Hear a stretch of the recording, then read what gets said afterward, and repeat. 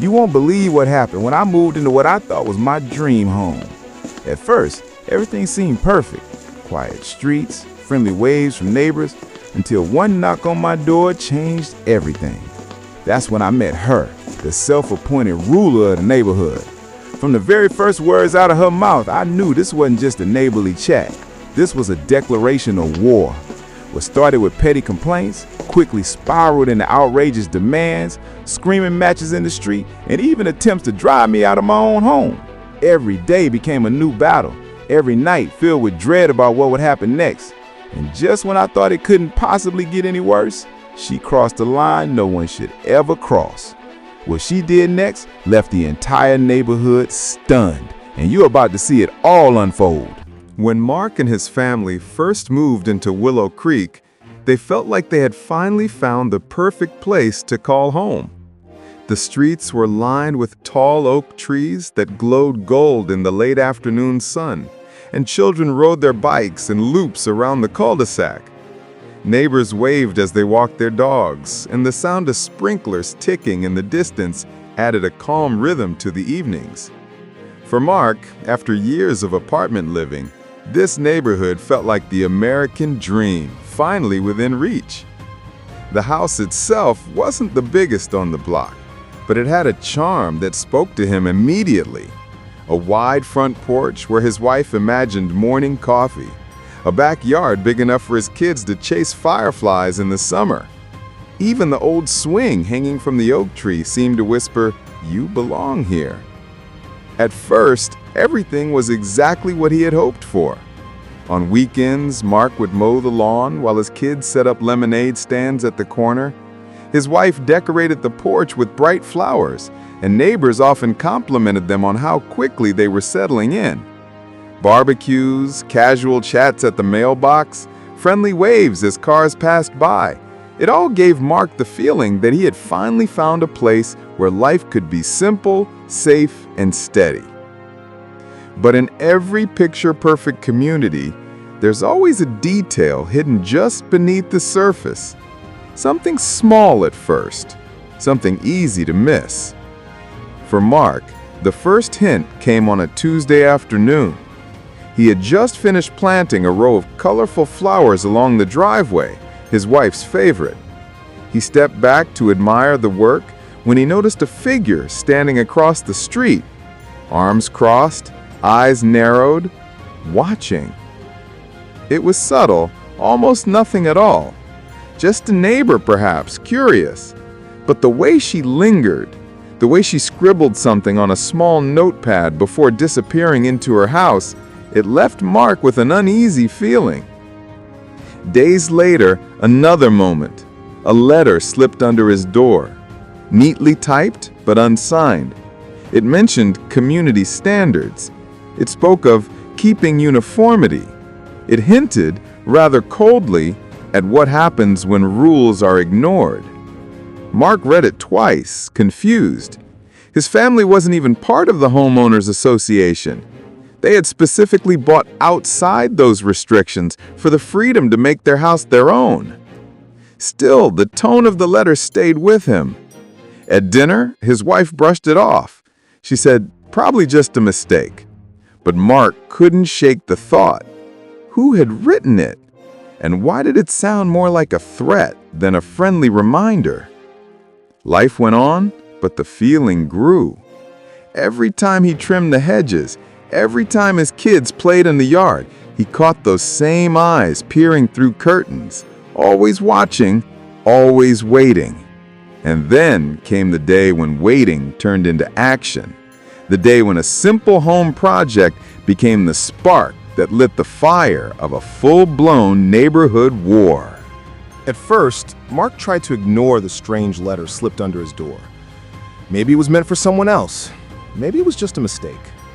But within a week, another one appeared, this time in his mailbox, stamped and sealed, with a letterhead that read, Willow Creek Homeowners Association. Mark frowned as he read the opening line.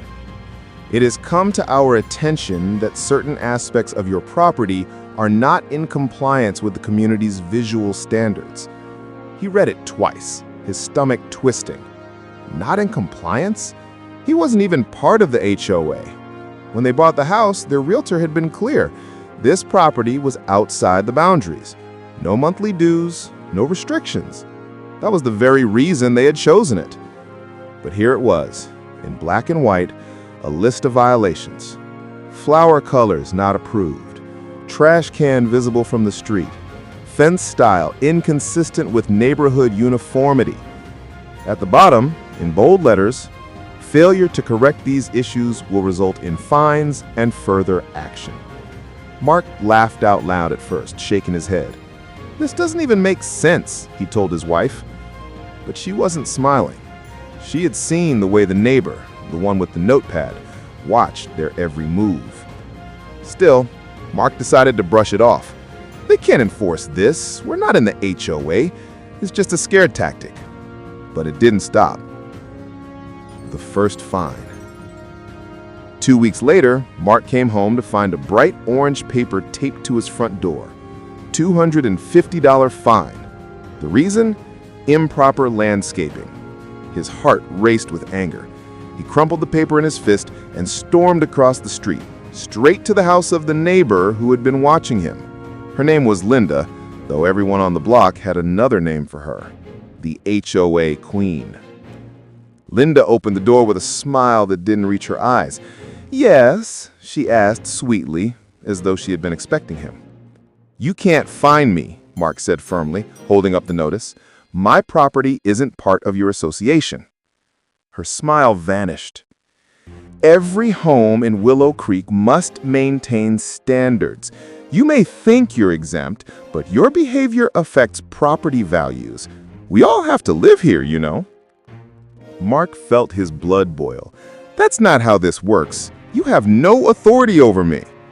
She leaned closer, her voice dropping to a hiss. "We'll see about that." And then she closed the door in his face. The harassment began. From that day forward, life in Willow Creek changed. Mark's mailbox filled with notices. Some were official-looking letters stamped by the HOA. Others were handwritten, anonymous notes that said things like, "Fix your fence or get out. Your house is an eyesore. People like you ruin neighborhoods." One morning, his kids woke up to find their bikes knocked over and smeared in mud. Another day, his trash cans were mysteriously overturned in the night. It wasn't just petty harassment. It was psychological warfare. Mark tried to stay calm, but the constant surveillance wore him down. He'd catch Linda standing on her porch, arms crossed, glaring. He'd see curtains twitch whenever he pulled into the driveway. Even his children began to notice. His daughter whispered one evening, "Daddy, why does the lady hate us?" It wasn't long before the neighbors, people who had once waved at Mark on his first day, started avoiding him. Conversations would fall silent when he walked by. Parents pulled their kids a little closer when his kids came to play. Rumors spread, fueled by Linda and her circle of HOA loyalists. They don't pay their dues. They're breaking all the rules. They don't respect the neighborhood. At the next HOA meeting, one Mark wasn't even supposed to attend, his name came up as a problem homeowner. Linda stood at the front, fiery and persuasive, painting him as a reckless neighbor, lowering everyone's property value. He only knew about it because another resident, whispering nervously, warned him afterward. "You should watch your back. They're coming for you." Escalating tactics. The fines didn't stop. They grew larger. $500 for non-compliant exterior paint. $750 for improper holiday decorations. $1,000 for failure to maintain yard standards. Mark never paid a dime, but each notice felt like another brick added to the wall, pressing down on his chest. Then came the most shocking letter yet. If violations persist, the association reserves the right to place a lien on your property. Mark nearly dropped the paper. A lien? On my house? Could they even do that? His wife's face went pale. "Mark, can they take our home?" He tried to reassure her, but doubt gnawed at him. Maybe the HOA didn't have authority, but with enough paperwork, with enough lawyers, could they make life miserable enough to push them out? The breaking point. The final straw came one Saturday afternoon. Mark had been working in the yard, hammering together a small wooden playset for his kids. The sound of laughter filled the air as his children helped, handing him tools and climbing on the half-built frame. For a moment, it felt normal again. Until the sirens. A police car pulled up to the curb, lights flashing. The kids froze. Mark wiped the sweat from his brow, confused. 2 officers stepped out. "Sir, we've had complaints about unpermitted construction on your property." Mark stared at them in disbelief. "This is a playset. For my kids. I don't need a permit." According to the HOA, this structure violates community safety standards. You'll need to halt construction immediately. Mark's jaw dropped. His kids looked up at him scared as the officer stood waiting. Linda was across the street, smirking from her porch. In that moment, Mark felt something inside him snap.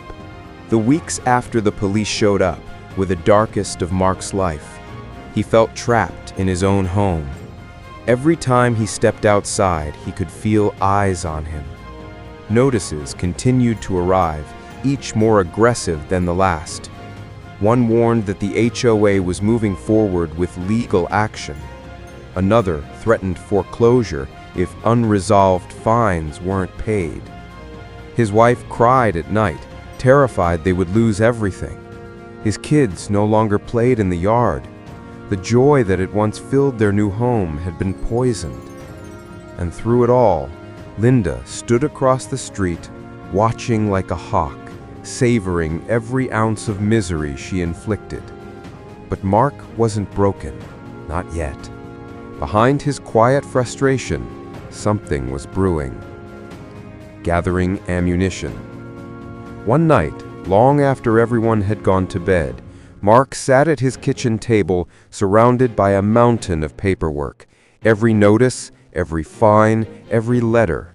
He read them carefully, line by line. That's when he saw it. The dates didn't add up. One notice accused him of leaving his trash bins out on a day when he wasn't even home. He had receipts showing he'd been out of town. Another letter, supposedly official, was riddled with errors and lacked a proper signature. And the fines? They weren't just outrageous. They weren't legally enforceable. Mark's hands trembled as he realized the truth. The HOA wasn't just harassing him. They were bluffing. They were fabricating authority they didn't have. He knew then that the only way to stop this was to fight back, and not with anger, but with proof. The meeting. The next HOA meeting was held in the community center, a beige room filled with folding chairs and the stale smell of coffee. Normally, Mark wouldn't have been allowed in. He wasn't part of the association, but he showed up anyway, clutching a thick folder under his arm. Dozens of residents filled the room, chatting nervously. At the front sat Linda, flanked by her loyal board members, a stack of papers in front of her, like a judge about to issue a sentence. The room quieted as she stood. "We have serious business tonight," she declared. "One homeowner has repeatedly defied our community standards, refused to comply with notices, and endangered our property values. It is time to consider stronger measures." Murmurs rippled through the crowd. All eyes turned toward Mark. He rose slowly, his heart pounding, but his voice was steady. "I think everyone here deserves to know the truth." Linda's eyes narrowed. "You don't have the floor." He ignored her. He placed his folder on the table, opened it, and held up the first notice. "This letter claims I violated landscaping standards. But here's the problem. I'm not part of your HOA. My property is outside the boundaries. You have no jurisdiction over me." Gasps filled the room. People turned to one another, whispering. Linda slammed her gavel against the table. "That's irrelevant. Every home in Willow Creek—" "No," Mark cut her off, his voice rising. He slapped down a copy of his property deed, highlighted in yellow. "This proves it. This house has never been subject to your covenants. You've been lying, to me and to everyone here." The room erupted in noise. Some residents leaned forward, eager to see. Others looked shocked, betrayed. Exposing the lies. Mark didn't stop there. He flipped through page after page, his words sharp, his anger finally boiling over. "You fined me for violations that never happened. Here, look at this one. You claimed my trash cans were left out on March 14th. But on that day, I was 3 states away. I have receipts showing I'd been out of town." Gasps again. He moved to the next page. "This letter, supposedly official, has no signature, no legal standing. You made it up. And this so-called lien threat? Completely unenforceable. You've been using scare tactics to bully me, to bully my family, and to line your pockets with fake fines." The room buzzed with outrage. People looked at Linda, waiting for her response, but for the first time, she looked rattled. The turning point. Linda banged the gavel again, her voice shaking, but the crowd wasn't with her anymore. Voices rose from the chairs. "Is this true? You lied to us? What else are you hiding?" Mark seized the moment. He pulled out the final piece of evidence, a letter he had received just days earlier, the one that threatened foreclosure. He held it high so everyone could see. "This is the kind of intimidation she's using, threatening to take my home, a home she has no authority over. If she's willing to do this to me, what do you think she's willing to do to the rest of you?" The room exploded in shouts. Some residents stood up, furious. One man pointed at Linda. "You've been abusing your power." Another woman shouted, "We need to vote her out." Linda's face turned red. She opened her mouth to speak, but the noise drowned her out. For the first time, she wasn't in control. The final blow. Mark leaned forward, his voice cutting through the chaos. "You wanted to ruin me, but instead, you've exposed yourself. I'm not afraid of you anymore, and after tonight, no one else should be either." Then he placed one last paper on the table, a letter from an attorney he had quietly consulted. It spelled out in no uncertain terms that the HOA had no legal authority over his property, and that continued harassment could result in a lawsuit for damages and harassment. The room fell silent. All eyes turned to Linda. She stared at the paper, her mouth opening and closing, but no words came out. Finally, one of the board members, previously one of her allies, spoke. "This has gone too far. We can't keep doing this. It's over." Linda's face drained of color. She slammed the gavel down one last time, but the sound rang hollow. The power she had clung to for years had slipped through her fingers. Cliffhanger. As the meeting dissolved into chaos, neighbors shouting, board members arguing, Mark quietly gathered his papers and walked out. His heart was pounding, his hands trembling, but for the first time in months, he felt free. Behind him, Linda's voice echoed, shrill and desperate, trying to regain control. But no one was listening anymore. Outside, under the glow of the streetlights, Mark looked back at the building and whispered to himself, "It's not over, not yet, but tonight, I finally turned the tide." The night of the HOA meeting marked a turning point, but the battle wasn't over just yet. Mark left that room knowing he had shaken the foundation of Linda's power, but he also knew people like her rarely went down quietly. For days afterward, he braced himself for retaliation. Another letter, another fine, another attempt to scare him into submission. But something remarkable happened. The notices stopped. The mailbox, once a daily source of dread, sat empty. No bright orange fines, no anonymous threats, no legal jargon designed to intimidate. It was as if the HOA machine had ground to a halt overnight. And then came the whispers. Neighbors who had once avoided Mark began to approach him again. Some cautiously, others with genuine warmth. One older man stopped him while he was mowing his lawn. "You know," he said quietly, "I always thought those rules went too far, but I never had the guts to say anything. You did what we all wanted to do." Mark nodded, surprised at how quickly the tides were turning. The woman who lived 2 houses down, who had once reported him for excessive holiday lights, brought over cookies and apologized. Another neighbor confessed that Linda had fined her $100 for planting tomatoes in her backyard, something she had been too afraid to challenge. Slowly, the walls of silence began to crumble. The next official HOA meeting told the rest of the story. This time, the community center was packed. Residents who had never shown up before filled every chair, lining the walls, spilling into the hallway. There was an energy in the air, a collective readiness for change. Linda walked in, still trying to carry herself with authority, but the room didn't quiet when she spoke.